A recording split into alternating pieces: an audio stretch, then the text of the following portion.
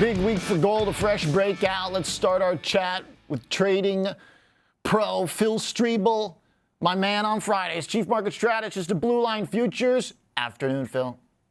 Hey, how's it going, man? Pretty good. Been a pretty fun week. You know, the one thing I thought this week that I would get for sure by Friday was some decision on the Fed, and we don't. And gold somehow turned that into its own breakout. How's that work?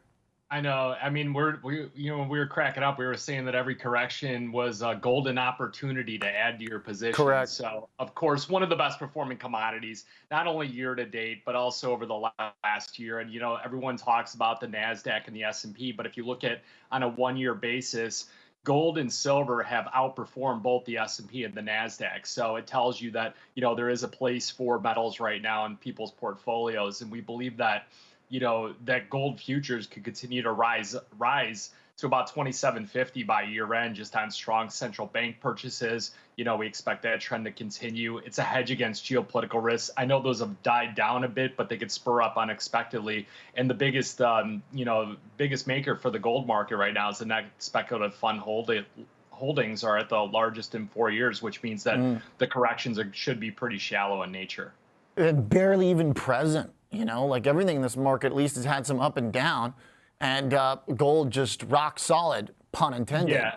So the average true range has been about $32, but the problem is that those dips have only been like 5, 10, 15 bucks, and then it ends up shooting up and ends up on the day. So, you know, it did break out to the upside. I am very reluctant that to believe that, you know, Jerome Powell's going to cut 50 basis points. I really am in the camp that he's only going to do 25, and he might even spin it off as slightly hawkish. I mean, we had an uptick in that core CPI. And if you look at the economy, I mean, there's no real apparent signs of a recession. Inflation's trending towards a 2% target. Growth is declining, but it's not crashing.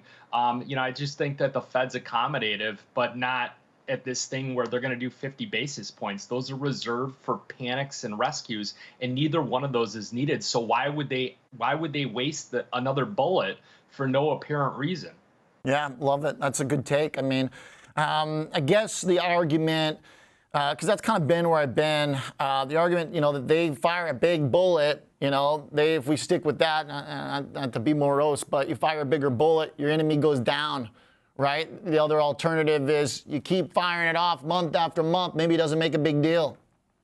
Yeah, well, so the thing is that like if you're trading gold or something, you know, it's like what pace is the Fed going to reach its neutral rate? Is it going to be by 25 or 50 basis points? And what is the neutral rate? So if what you want to see is less aggressive action by the Fed, so the journey takes longer to get to. That's why we believe that by like next Thanksgiving, you know, the Fed fund future could be at 3%. We've had this series of cuts, and that's what put gold futures at $3,000 an ounce. So that's like basically our 12 to 15 month price target onto the upside. But I just don't see a reason why he would cut 50 basis points. It just doesn't make sense to me because they can only cut rates so low. They're not going to go to previously where we were at. So why would they just go so aggressively? They need to save that if something actually happens. You know, like what if there's a war? What if there's another pandemic? Things like that. You have to have, you know, at least a bullet in the chamber. You don't just fire off and then, you know, have nothing left. Well, we got more than we did a couple of years ago, that's for sure. But to your point, I don't know if we should be using them willy-nilly, right? Do you think gold cares about like anything other than the direction? Is that what gold is sniffing out? Yeah, is gold just sniffing out basically, look, we are so done. All the like higher yield reflation risk. Is gold telling us that's just over? Yeah, that's what it really is. Which gold bugs will think sounds backwards, but that's not the way it works. Because when yields go up, gold goes down. Right. Well, you look at the way this inflation is trending, yeah, it is coming down. You have to watch all these other catalysts, though. Like if the dollar keeps declining, inflation is going to come up. It's going to recirculate higher. Heaven forbid something like oil starts to, which it really snapped back after hitting like 65 bucks. I mean, if that thing starts getting a little bit more momentum, now I'm not saying we're in the right economic environment for higher energy prices, but you know, if that starts to creep up, that could be something there. One thing to watch if you're watching gold, You really want to watch copper because of the fact that if copper prices, they've crept up a little bit more. Remember, it's Dr. Copper. It checks out the global economy. If that starts to slide lower, you're going to want to keep an eye on silver because that could correct back with it because of the high correlation. And then gold futures could be dragged down a bit. Something I would just suggest to people to really manage their risk, their position sizing going into that Fed meeting, because all he has to say is that we're cutting 25 basis points and we're going to remain data dependent from here.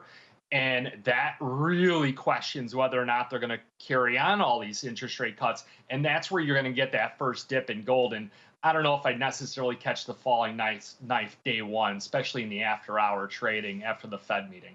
Okay, I like that. Thinking ahead here, if we do get what markets are looking for, Phil, will that give some life into Bitcoin? Close me out with a 30-second thought on the cryptos. Bitcoin running right into the 200-day moving average, the 50 days converging on it. You might get a death cross to the downside on it. Rolls back over. So Bitcoin's got to get over 63,700 in order to reestablish more of a neutral trend. And really, it's got to be 65 and greater to be a breakout with a bullish trend. And we just haven't seen that. So we need to wait for something there. Okay. All right. Always fun check in. Thanks, Phil. Yeah. Take care. Have a good weekend. You too. Phil Streible, Chief Market Strategist at Blue Line Futures. All right. When we come